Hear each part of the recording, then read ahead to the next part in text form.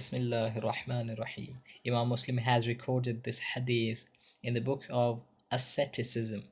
Asceticism, avoiding physical pleasures and living a simple life. Chapter 9, saying, May Allah have mercy on you, to one who sneezes and yawning is disliked.